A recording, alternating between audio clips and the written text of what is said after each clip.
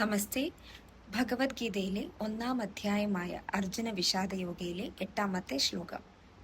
ഭവാൻ ഭീഷ്മശ്ച കർണശ്ച കൃപശ്ച സമിതിം ജയഃ അശ്വത്ഥാമാ വികർണശ്ച സൗമദത്തസ്തദൈവ ച.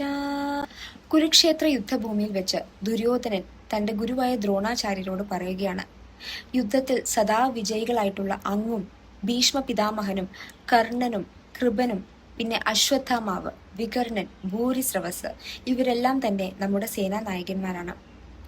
ആദ്യമേ തന്നെ ദുര്യോധനൻ തന്റെ ഗുരുവായ ദ്രോണാചാര്യരുടെ പേരാണ് പറയുന്നത്. യഥാർത്ഥത്തിൽ സൈന്യത്തെ നിരത്തേണ്ടതും യുദ്ധം ആരംഭിക്കുന്ന നിമിഷം മുതൽ നേതൃത്വം നൽകേണ്ടതും സേനാനായകനായിരുന്ന ഭീഷ്മനായിരുന്നു.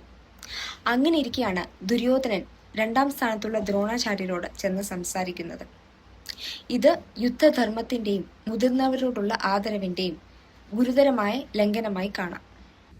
തനിക്കിഷ്ടമുള്ള രീതിയിൽ ദ്രോണാചാര്യരെ നിർദ്ദേശിക്കാനായി ഭീഷ്മനെ ദുര്യോധനൻ സൗകര്യപൂർവ്വം 2-ാമതാക്കി മാറ്റുന്നു. അതുപോലെ പ്രായത്തിലും പരിചയത്തിലും മഹത്വത്തിലും മുന്നിലുള്ള കൃപാചാര്യരെ മറികടന്ന് കർണനെ 3-ാം സ്ഥാനത്ത് ഉയർത്തിക്കാട്ടുകയും ചെയ്യുന്നു.